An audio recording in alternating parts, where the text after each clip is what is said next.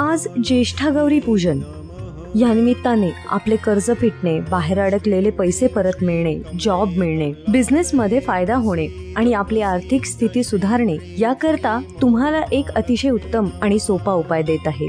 एका वाटीत 1-1 रुपयाची 16 नाणी घेऊन ती वाटी महालक्ष्मींच्या चरणाजवळ ठेवावी आणि खालील मंत्र 16 वेळा पठण करा किंवा ऐका आणि त्यानंतर ही नाणी कायम जपून ठेवा. पण लक्षात असू द्या, आपले प्रयत्न आणि कष्ट तेवढेच महत्वाचे आहेत. ओम महालक्ष्म्यै नमः. ओम श्रीं ह्रीं श्रीं कमले कमलालये प्रसीद प्रसीद श्रीं ह्रीं श्रीं ओम महालक्ष्म्यै नमः. ओम महालक्ष्म्यै नमः. कमले कमलालये प्रसीद प्रसीद श्रीं ह्रीं श्रीं ओम महालक्ष्म्यै नमः. ओम महालक्ष्म्यै नमः. ओम श्रीं ह्रीं श्रीं कमले कमलालये प्रसीद प्रसीद श्रीं ह्रीं श्रीं ओम महालक्ष्म्यै नमः.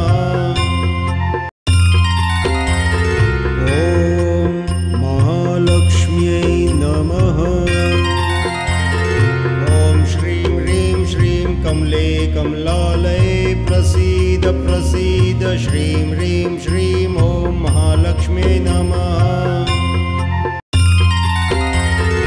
ओम महालक्ष्म्यै नमः. ओम श्रीं ह्रीं श्रीं कमले कमलालये प्रसीद प्रसीद श्रीं ह्रीं श्रीं ओम महालक्ष्म्यै नमः.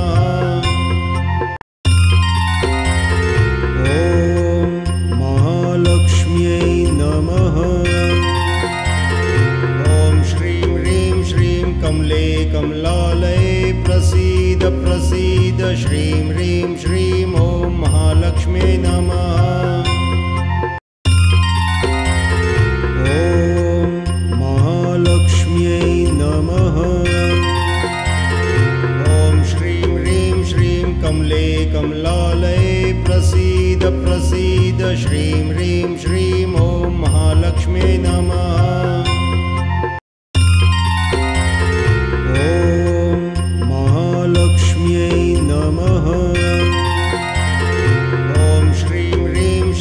कमले कमलालये प्रसीद प्रसीद श्रीं ह्रीं श्रीं ओम महालक्ष्म्यै नमः. ओम महालक्ष्म्यै नमः. ओम श्रीं ह्रीं श्रीं कमले कमलालये प्रसीद प्रसीद श्रीं ह्रीं श्रीं ओम महालक्ष्म्यै नमः.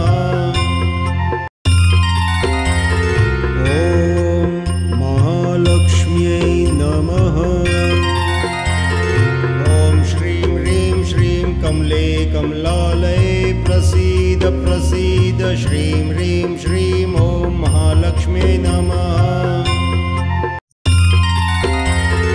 ओम महालक्ष्म्यै नमः.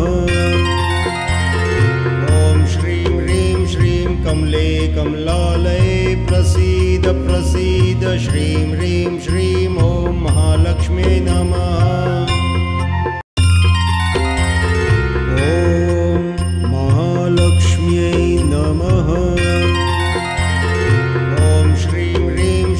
कमले कमलालये प्रसीद प्रसीद श्रीं ह्रीं श्रीं ओम महालक्ष्म्यै नमः. ओम महालक्ष्म्यै नमः. ओम श्रीं ह्रीं श्रीं कमले कमलालये प्रसीद प्रसीद श्रीं ह्रीं श्रीं ओम महालक्ष्म्यै नमः.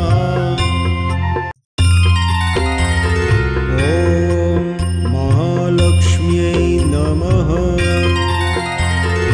ओम श्रीं ह्रीं श्रीं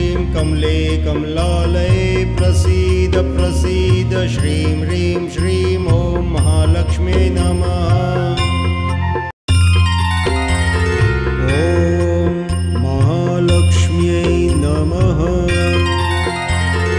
ॐ श्रीं ह्रीं श्रीं कमले कमलालये प्रसीद प्रसीद श्रीं ह्रीं श्रीं ॐ महालक्ष्म्यै नमः।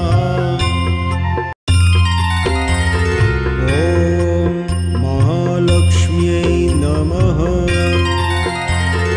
ॐ श्रीं ह्रीं श्रीं कमले कमलालये प्रसीद प्रसीद श्रीं ह्रीं श्रीं ॐ महालक्ष्म्यै नमः।